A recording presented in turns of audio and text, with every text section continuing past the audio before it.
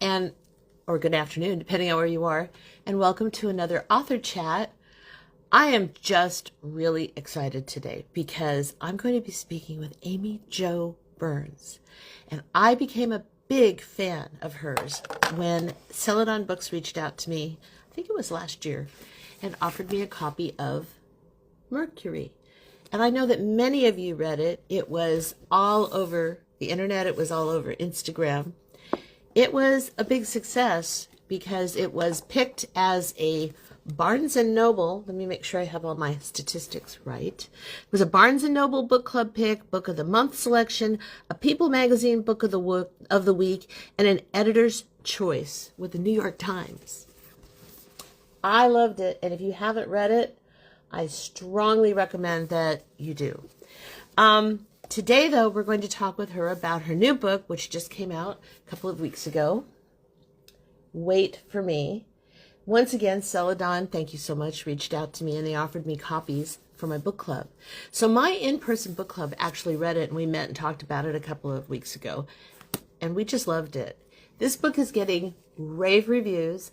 I was watching Friends in Fiction one night, which I'm sure many of you also watch, and Patty Callahan Henry was just raving about it. She also, I think there was a blurb from her on the final copy of the book, if I'm not mistaken.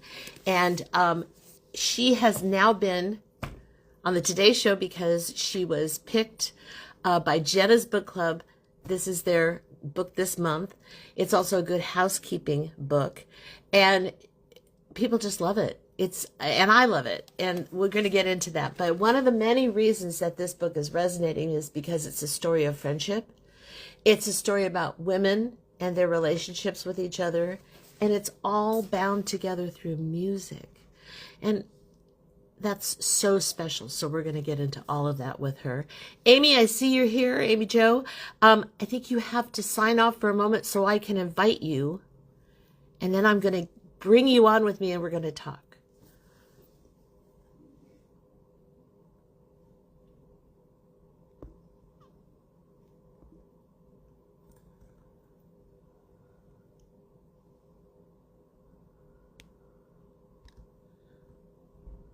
Yeah, I can't invite you as long as you're with me.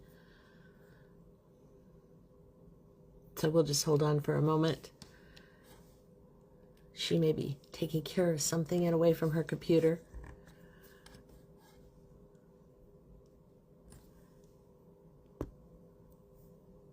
There we go. Now I should be able to invite you. Nope, you're still here, Amy.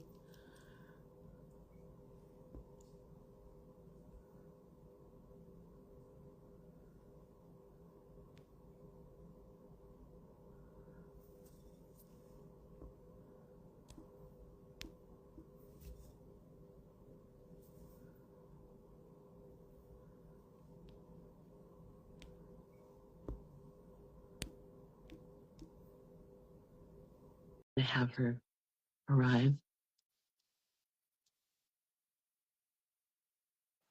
Oops. Let me turn it around. Yeah, I did the same thing a minute ago. I showed everybody my living room. There we go. Yep. There we go. Hi. Hi. How are you on this Friday? Well, afternoon for you. Yes, I'm good. Glad it's Friday. The sun is out here. The weather's been really wacky, so. I saw your tree. Oh, yeah, it's still there. It's in pieces. We're in it for the long haul, so. Well, you'll get to it eventually, right? Yes, that's the plan. Okay, so it's been a whirlwind, right? Yeah, I mean, this week in particular, I think next week I'll feel more like I've got my regular life. But anytime you go into New York City and you're on a TV show, it's kind of I mean, at any time. The Right? one time I did it. No, that's a big deal. Believe me, I watched it. You did a Oh, great thank job. you. And the one thing I do know about those segments is they go so fast. Yes, You it's think you're going really to say fast. something and you never get time to get to it. Yes, absolutely. So, I mean, most of it is you're just kind of waiting and you're behind the scenes, which is really cool. I mean, their set is gorgeous. It's really Uh, amazing to see how quickly they transition between, a game show to an interview to a news segment. Mm-hmm. So it was just really fun to kind of be there. And then you're on for a few minutes and then you're not. So Right? I yeah. haven't been inside the studio. I stood outside and waved once. And you know what? I loved getting to do that. Earlier that morning, I got to hand out some books, and the people on the plaza were so excited in from so many states. It was a gorgeous day, and it just felt really. I loved getting to do that. I've never done that myself, like waited, and I feel like they were out there for a long time. So Yeah. it was really fun. Like honestly, one of those things you just never think in any universe you would ever get to do. You know? Right? Well, now you've done it. And the folks were nice to you, I assume? Oh my gosh, like not only are the hosts Jenna and Chanel absolutely incredible, so down to earth, so into books, like so warm and inviting, but everyone else who worked there was the same. Like it just Oh, seems good. like such a fun and like life affirming place to work. So everybody on Jenna's team, everybody at NBC, they just made me feel at home right away. So it seems like a really special place to work. Oh, that's great. So tell everybody how long you had to keep the secret because what I've been told is that authors find out way in advance and then you're sworn to secrecy Yeah. upon penalty of I don't know what. Don't tell anybody. And then the big announcement comes out. So how long did you have to sit on it?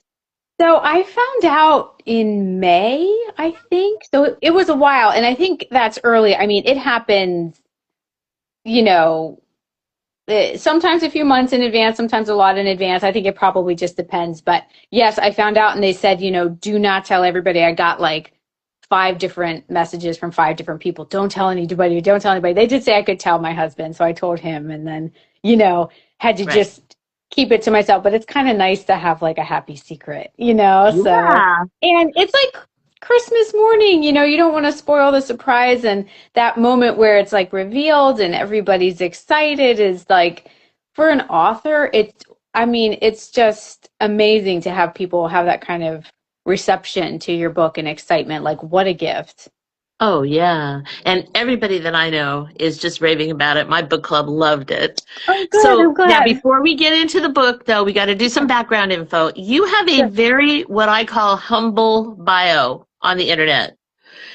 He hardly says anything about you other than you grew up in Western Pennsylvania and you live in New Jersey. But Yeah. tell us a little bit more. Like, I heard you in another interview talking about an MFA program. Yeah. Yeah. So, So, did you always I- want to be a writer and then you pursued the writing program in college, or tell us about that?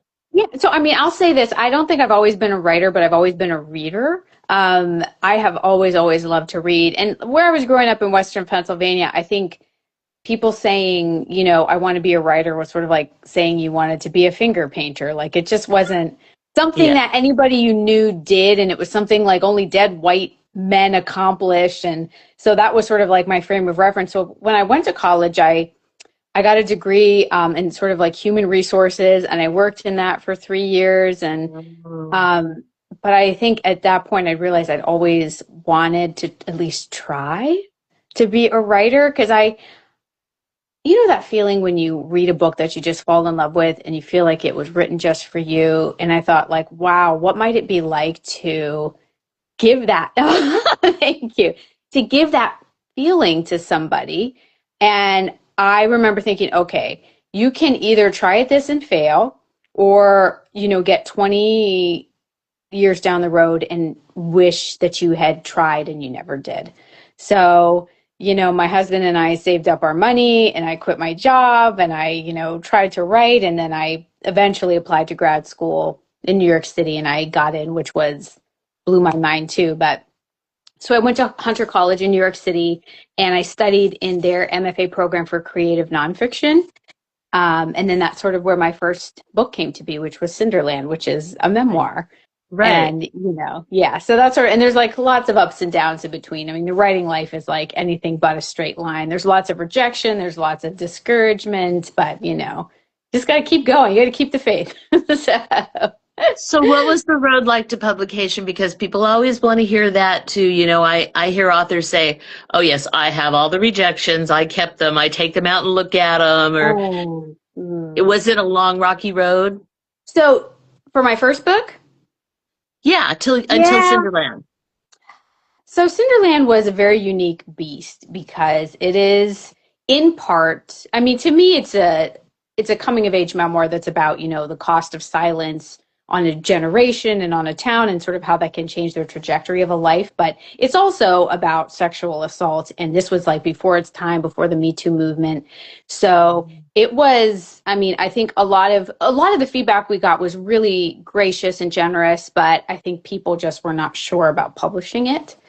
So it took a while to find the right publisher. I think I don't even remember. I mean, it was months. And so I got to the point where I was like, you know what? This might not be my first book. I might have to put it aside and try something else. And then Beacon Press, which is an independent publisher based out of Boston, Mhm. fell in love with it and were brave enough to take it on and helped me publish it really beautifully. And I'm really grateful for that, to just have people that are like not afraid to stand with you when you say so. I mean, now I think it's completely different.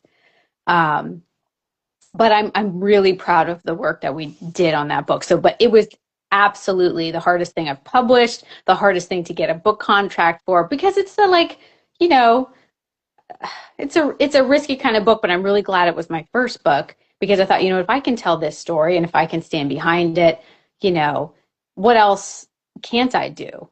So I think if I hadn't published that book first, I might have sort of been like writing around it my entire life. And so I'm so grateful for that experience. And I'm also grateful I don't ever have to do it again.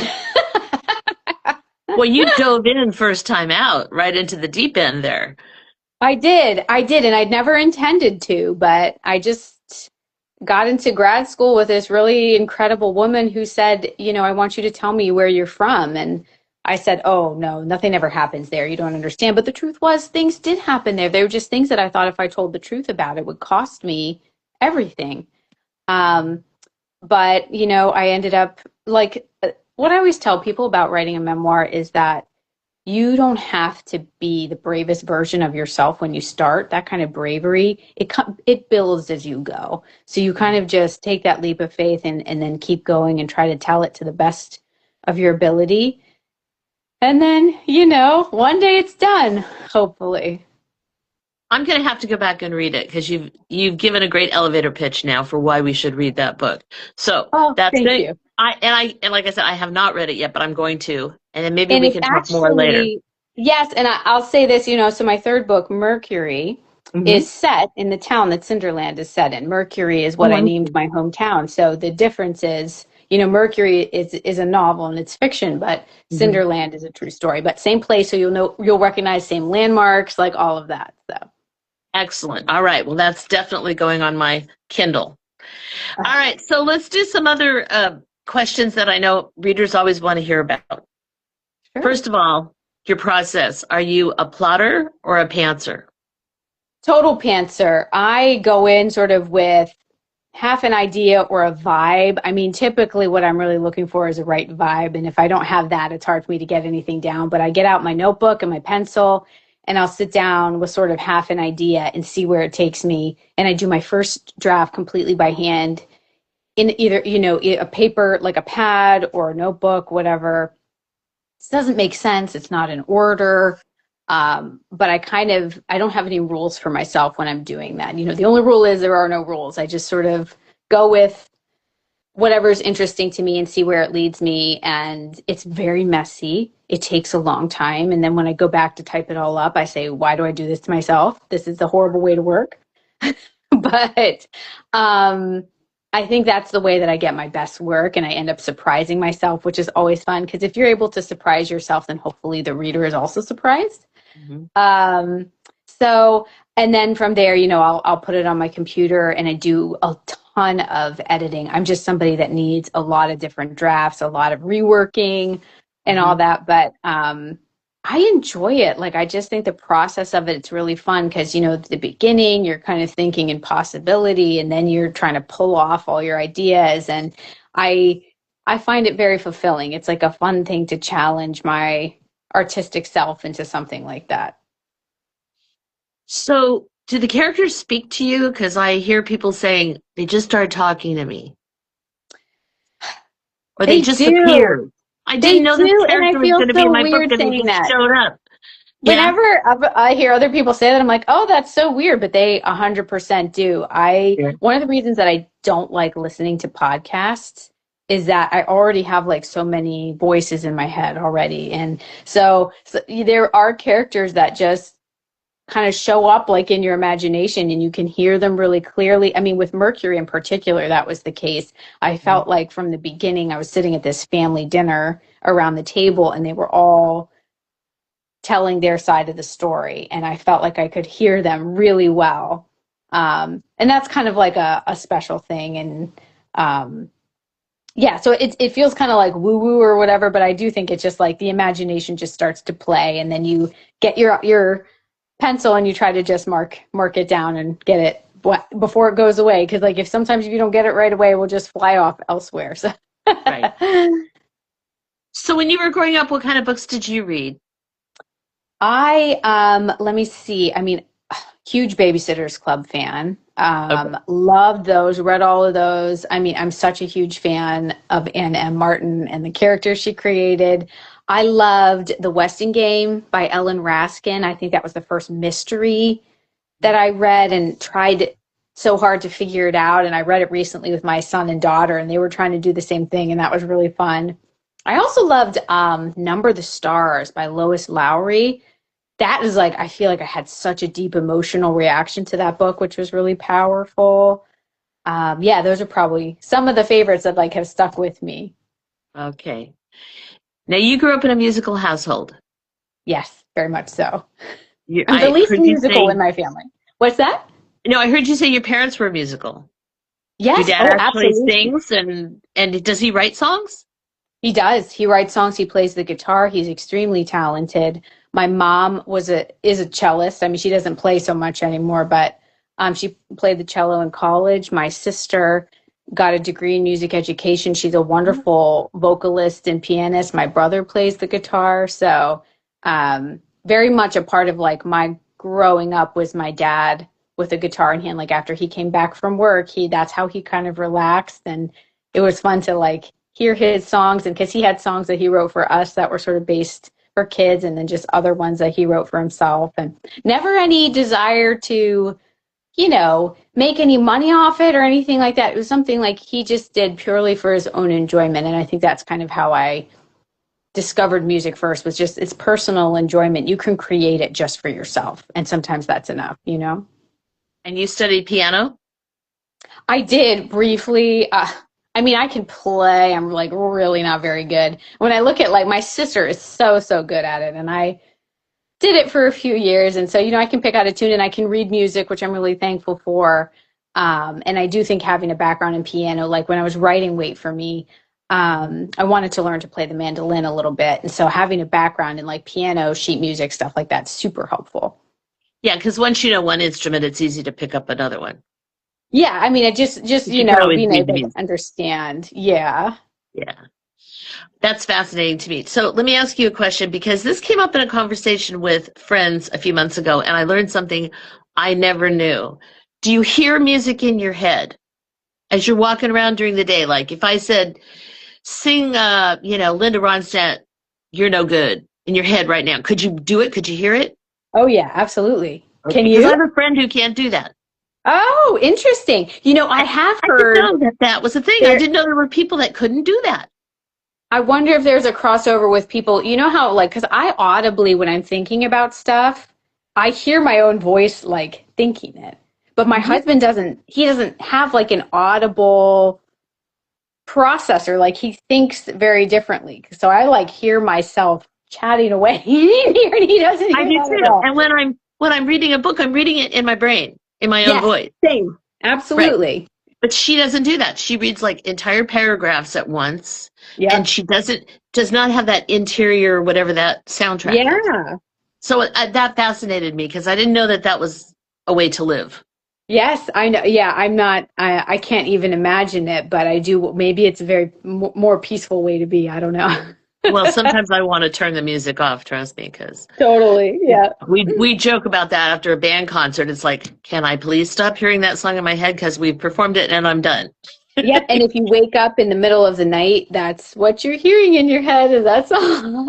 Exactly. It's like, is there an off switch? All right, Yep. so let's get into Wait for Me. Sure. Now, did you really start writing this in 2019? Yeah. It's been a long time. So I started this way back then, and then I put it aside because I knew there were some things wrong with it that I couldn't fix. And so I put it aside and wrote Mercury, and then decided I'd try to go back to it after Mercury was done to see if I could fix what was wrong with it. So this book has been with me a long time, and I just held on to it. I was like, I really want to get this right. I don't want to abandon it. And so that sometimes stories come to you quickly, and sometimes they take some time. So this was just one that needed some time. And you dedicated this. I want to hear more about this wonderful woman that you dedicated it to. Louise DeSalvo, is that her name? And she was your Yes, mentor. yes. Yes. So she's actually the one who I mentioned earlier when I was in grad school. She's the one who said to me, I want you to tell me where you're from. So I very much credit that moment of inspiration. If I hadn't met her, I don't think I would have written Cinderland at all. She just was this really special woman. I mean, she would walk into the room and completely shift the atmosphere. She was somebody who could just pull out the best version of anybody she was with. And she wasn't a BSer, she wasn't the sort of person who was like, oh, whatever you want to do, you can do it. She was more like when you earned her good opinion, it just felt really earned because she was frank and she was funny and just somebody who taught me, you can build a life and have a family and build your art around that. She modeled that with her own family and just a really, really incredible person that I loved so, so much. And when I sat down to Wait for Me, I mean, I ended up realizing that what I wanted to do was to make the reader feel how I felt when I was with her, which is just finding that best version of yourself that feels really hard won, but feels good. Mm-hmm. Well, you accomplished it. Oh, good. Because this book there are so many layers to this book. We could probably talk for, 2 hours about, first of all, we have to make sure it was, people had read the book because we don't want to Yeah. have any spoilers. But No spoilers. Yeah. there are so many layers to these relationships with these women in this book. And they're Mhm. complicated women. They're not straightforward, oh, I know who this person is. You reveal more and more about them as the story goes on. Yeah. And you think you know Elle at the beginning, but you really don't. Yes, that's very, very much by design because she's a public figure, Mhm. as quote unquote singer songwriter Elle, but she's got this whole history that she feels, she can't really show to anybody that she meets in Nashville. And I do see this question here. Did Louise ever publish any books? And she did, absolutely incredible writer. I think a great place to start is her memoir, Vertigo. It's fantastic. She also was sort of uh, one of the foremost Virginia Woolf scholars. So she's written a lot of academic work Oh. about that. But yes, Elle has lots of layers. I think when she ends up in Nashville, she feels like she has to just be that sort of public version of herself, not the one who grew up in West Virginia and has all these hurts and things like that. And I think that's pretty true to how people are. I mean, everybody that you meet, has a history that you know nothing of. So Um, Now she grows up and she has some traumatic family events. We won't go into all the details, but she also has a friend who's mhm. very, very influential in her life, Mary, Merry, which I Yes. thought was an interesting spelling. And Mary is such a fascinating character. Is she based on anybody that you knew? So she also has some bits of Louise in her, but basically she came about in my mind when I was thinking about what somebody like Elle would need in a mentor, and I wanted Elle to have someone who she could sit in silence with and just feel like that silence was so rich and no words needed to be exchanged or anything like that. But there's so much love there between them. And Mary is somebody who speaks through her music and she speaks through her actions. And I wanted to create somebody who kind of takes Elle by the hand. I mean, Elle can only see what's right in front of her. And I think Mary is the person who opens up the wide world for her. So, and Mary started for me with somebody who plays the mandolin and repairs it. And so I sort of worked backward when I started thinking about what might a person be like who has the patience to take a broken mandolin and piece it back together. And that's kind of where Mary came from. And it's so interesting that you made her mute. A Yeah, mute and character, and she's having this influence on a woman who's a singer. Yeah, well, I think, Mary might not speak, but she still has a voice. Mm-hmm. And that voice Exactly. comes through in how she cares for people, and her voice comes through in how she plays her own mandolin. And I feel like later on in Elle's life, she has so many people that are throwing words at her that are like sometimes true, sometimes not. And Mary is sort of like always completely herself. And I liked that idea that it's like you can communicate so much without needing to use words. And that's exactly what Mary does. Mm-hmm. And the story of Mary is written beautifully, I have to tell you. Thank you. I kind of had to put the book down for a minute and walk away and come back at one point. I won't say what it was, but people who've read the book, or when you read it, you'll know what I'm talking about when you get there. Now, Elle also has an interesting relationship with her mothers. Is Samantha, is that right? Susanna. Oh, I knew I was going to mess that up. Her father goes off to Vietnam because, of course, this is set back in the late 60s or early 60s when she's growing up. Right. Because it's 73 when she has her big moment at the Grand Ole Opry, which, of course, I'm a child of the 70s. So yes. Yes, because I'm way older than you. I graduated from high school in 74. So I was thinking, 73, who was I listening to? Oh, yeah. Okay. Yeah. So it was easy for me to put myself back there with my guitar and my girlfriends and, the whole thing. I love right? that. Yeah, lots to relate to there for us. We were more into the Linda Ronstadt kind of a scene. Who I love. I love Linda Ronstadt. But her relationship with Susanna is fascinating because Susanna is also a person who encourages her. And I felt like Susanna saw her in a way that some mothers don't always see their children.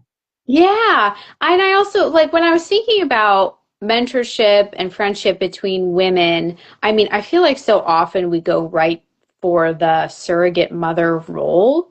And the truth is, I think you can have a fantastic mother and still have need for a mentor or female friendship and female guidance. And that's what I didn't want to get it twisted here and be like, Elle is all alone. It doesn't have what she needs. And Mary comes in and mothers her. Like, this is a very specific friendship that they have. And when I was thinking about Susanna, I wanted to make sure I made her a strong character, but not somebody who was impenetrable, because she goes through a lot in life. And I wanted to give her time and space to feel those things, and to have her strength sort of come from getting knocked down and needing to stay down for a minute. So I think that there's a lot of strength in that kind of story too.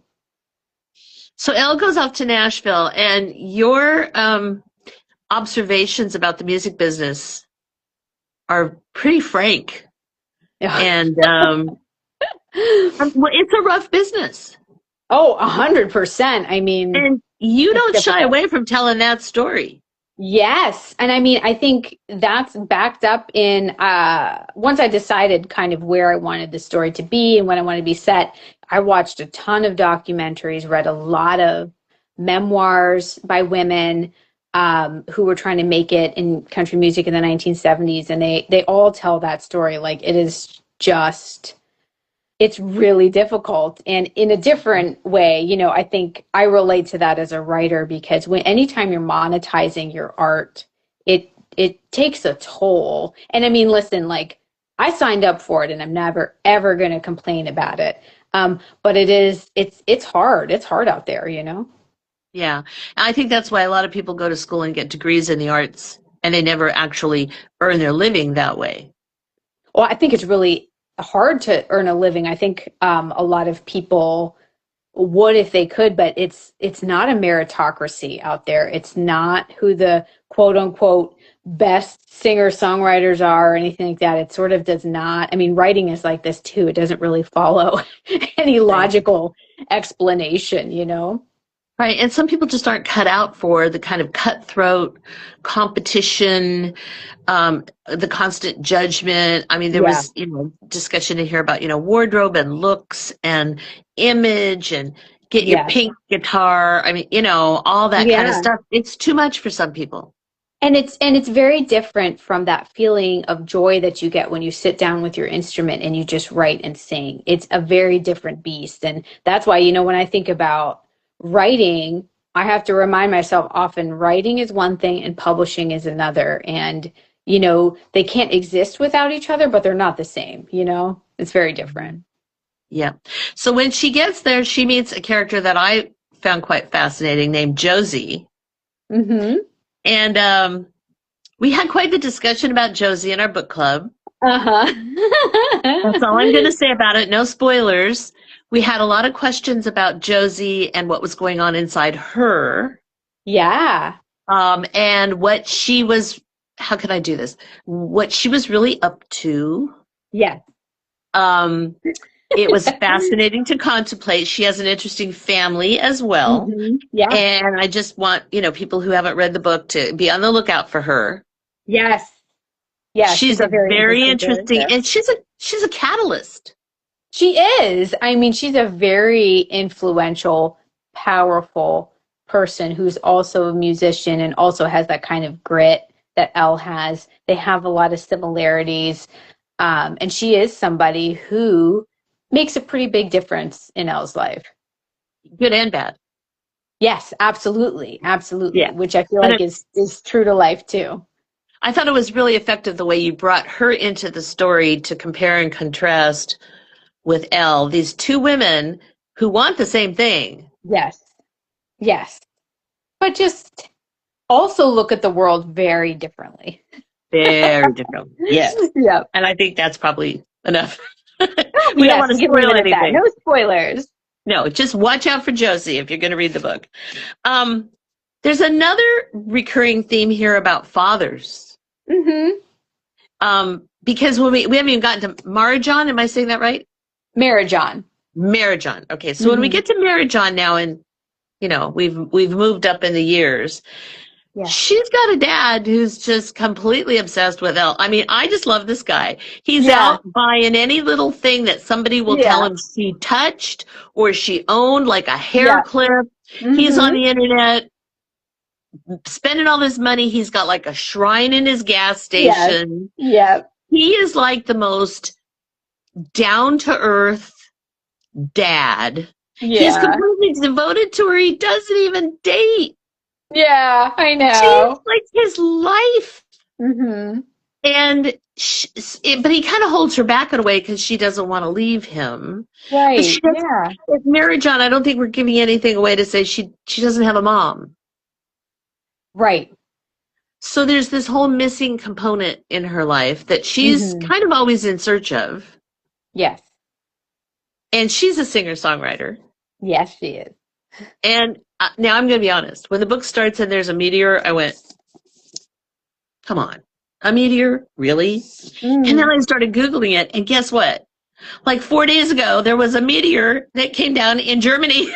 Yes, and this is very much based on something that happened in Yeah. Western Pennsylvania. That's what I based it off of. It's a true story. I mean, it happened in 1938, but a lot of the details that happen in the book about the meteor are pulled from real life. Yeah, I was fascinated by that because I thought, oh, come on now. This is a little too far with the dramatic, devices. And then I realized, oh, I'm the dummy because it really happens. Yes, it So does. that was fascinating for me to study that a little bit and find out, oh, yeah, look up. Hmm. Yeah, I know. Be careful. So when you were writing this, you actually said that it started out with snippets of, you thought they were poems? Well, I wasn't sure what it was.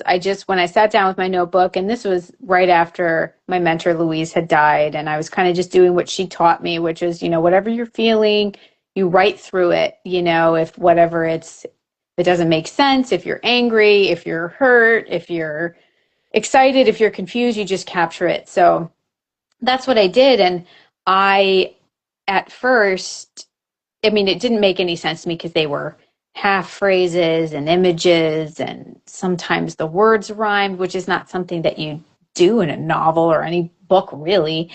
But I just kept up with it, and then I remembered thinking, okay, this is it for me. My brain must be busted, you know.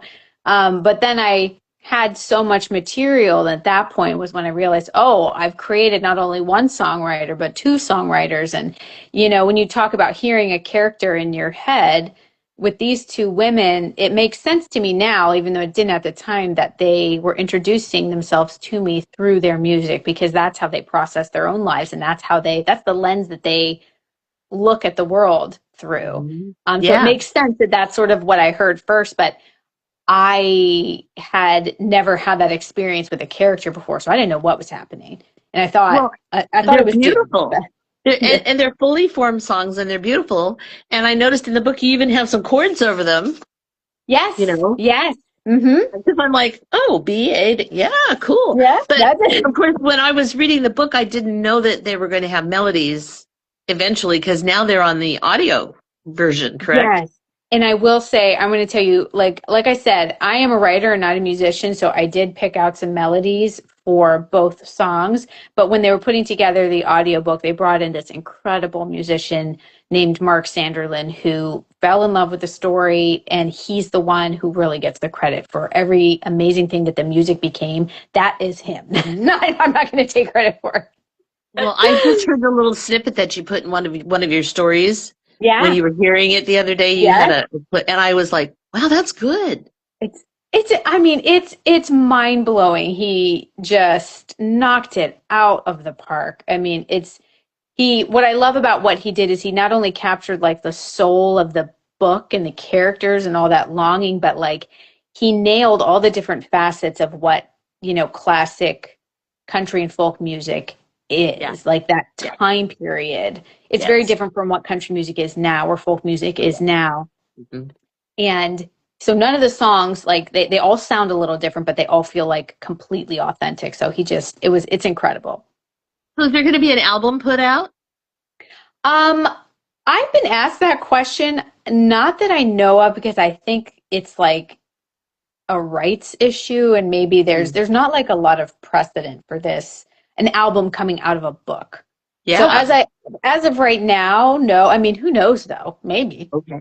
I was But hoping because I just want to put the album on and listen to it, you I know? know, I know. Me too. I mean, it's above my pay grade how that stuff comes to be, but if it happens, it'd be amazing. Yeah, I get it.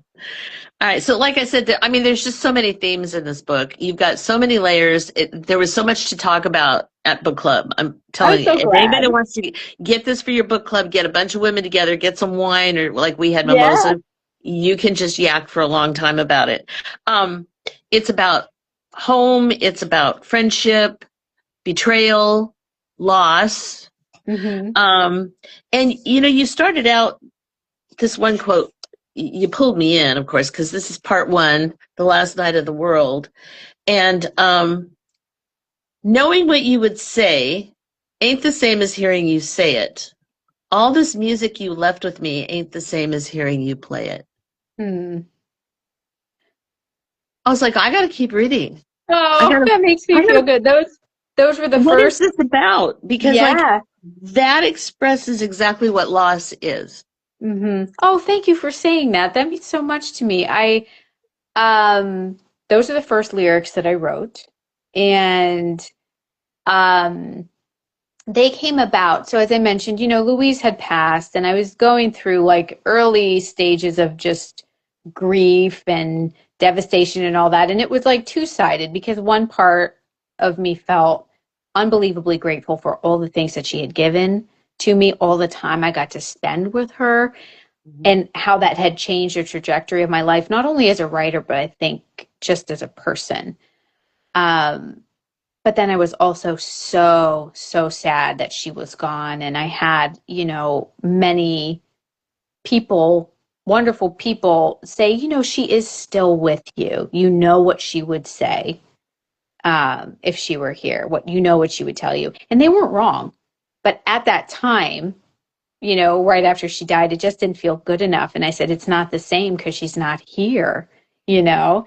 And that Right. was really that was the moment Elle Harlow came to life for me, was somebody who really understood what that means. And that is like sort of the crux of her character is being to write lyrics like that, you have to have really gone through something. And so in my mind, okay, this is a person who has seen things and dealt with hard things. And that's kind of how she came to be. Yeah. And like I said, the first two lines especially, they just encapsulate it. Because anybody who's lost a person in their life knows you walk around going, well, I know what he'd say if he were here. Yeah. Yeah. But it's not the same. Like I turn on the news and I go, oh, I know exactly what my father would be saying. But I can't Yeah. call him up and go, Dad, are you watching this? Which of course Yeah. is what I really want to do, right? And Yes. that just those first two lines, they are so profound. Thank I you. really, I really think you could write a thesis about just that. But anyway, Oh, thank you. so That means so much to me. this book is, I mean, this is the kind of book that if I had time to go back and reread a bunch of books, which there's so many sitting on Yeah. my shelf, this is the kind that I would go back and reread because Mm. Patty Callahan Henry said she was going to go back and reread it because Oh, she she's the said best. she loved it so much and she wanted to go back and now really savor. Hmm. And that's the beautiful thing about your writing because it's so rich and it's so layered and so nuanced Hmm. that to go back and read it again, just excerpts. I went back and kind of reviewed some sections before we talked today, knowing where the story's going now. It's a different experience, Mm-hmm. and Mm-hmm.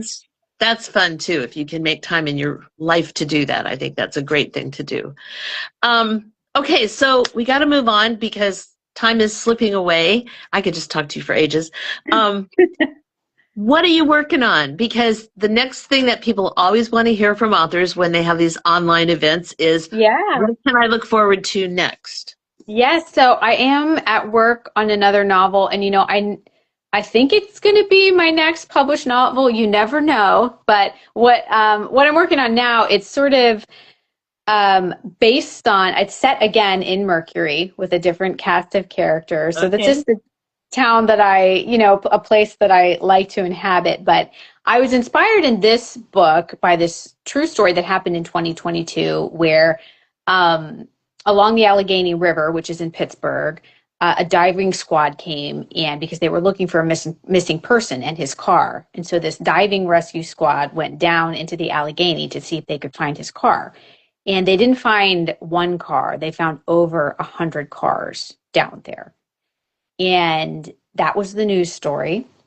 I uh, got so obsessed with it. And I'm like, well, whose cars are these? And are these cars that are from like 2010? Are they from 1950? Are they, how did they get there? Were they, and no one has really gone back in there to dig them all up because I think it's expensive. But I'm dying to know, like, how did all these cars get there? And so what I decided to do was Any to bodies in the imagine. cars? Well, so they did find one person. Yes. But I decided, I mean, my writer brain just kicked in and said, what if I told the story of what happened to one of those cars? And so that's where this story began. And it is there, it's Ooh.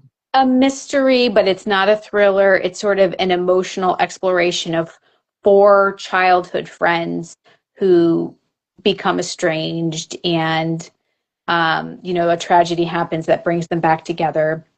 But I use that true story as a jumping off point. So this is a book about, that feeling of going home after you've grown up, and what that's like, and the people you left behind and the things that you keep with you and all that good stuff. Ooh, this sounds fascinating. I can't I hope wait. so. When do you think? Next year, I mean, maybe? it's still early. Like that's why I said, you never know. Like hopefully this will be my next book, but not sure yet. Okay. So, you know.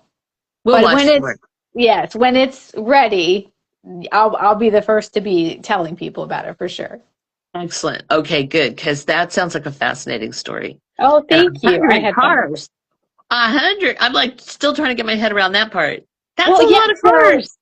yeah. And so whenever I have a question about Pittsburgh, I always ask my dad, and his theory is that a lot of cars were sunk for, insurance fraud.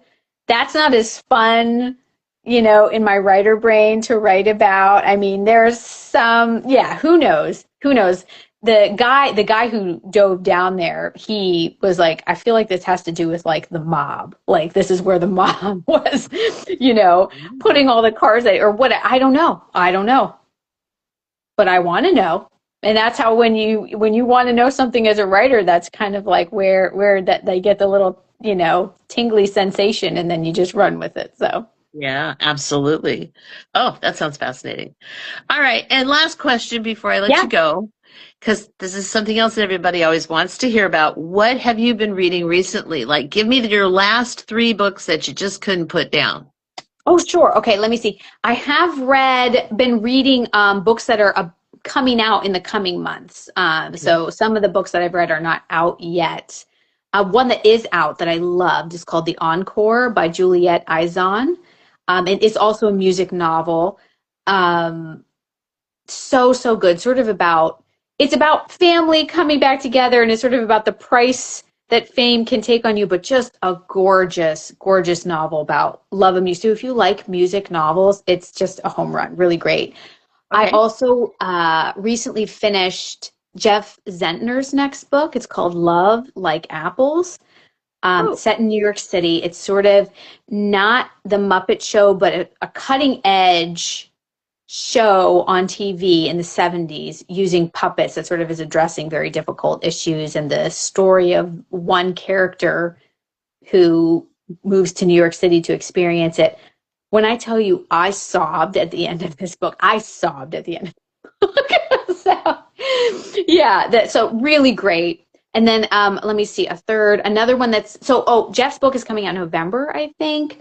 And okay. then in August, Tao Tai, who is the author of Banyan Moon, her Hmm. second novel, The Seekers of Deer Creek, is coming out. I loved it. It's a story of two sisters, their relationship, and this very like mercurial piece of art that is this hidden piece of the history of their family. And they go on this, worldwide escapade to try to figure out what the truth is behind this very enigmatic piece of art they have and what their family's connection to it is. So if you like, museum kind of novels, art kind of novels, it takes place in Vietnam, in France, in the United States, just really beautiful. And she's another one. If you like beautiful sentences, just every sentence, oh, just a gem. So really good.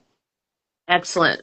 Well, I'm going to have to look at all of those books, especially the Encore, because, as a musician, bring me a book Yes, about music. I think you'll like So it. It's really great. I cannot thank you enough for joining me today. This has been delightful. Like I said, I could just talk and talk with you, but I know you got a busy schedule and kids and a life and maybe some rest this weekend after all Yeah. of your exciting adventures. I hope that this book just sells oodles and oodles. I'm going to Oh, hold it up thank again so you. people can see it. It's out now, published by Celadon. And I have to Mhm. say, Celadon does a great job. They reach out to me every once in a while and send me books. They're happy to have me drop them in little free libraries around the Yes. world. That And we do that from time to time. And then yeah, they send them for my book club. I love them so much. Every single person that works there is so wonderful. And what they do is they'll send you certain books that they really think you are going to like. So it's not just like, oh, we'll just send whatever. Like they really spend time thinking about like what would Janie and her book club really enjoy. And that's sort of like personal attention and love. It's evident in everything they do. So I love working with them. And thank you so much for inviting me to do this. I mean, connecting with a reader like you is just icing on the cake. It's just when you're writing Well, in your thank room and you. you're alone and you're like, have I lost my mind? Is this ever going to be anything? And talking with somebody who enjoyed it and felt seen in it. I mean, there's like no better feeling for a writer. So thank you so much for being so generous with your time and your heart. And I'm so glad that you love the book because I loved writing Thank it. you. And I don't want to give Short Shrift to Mercury. I want Okay. people to read that too. Um, this one tore me up. Oh yeah.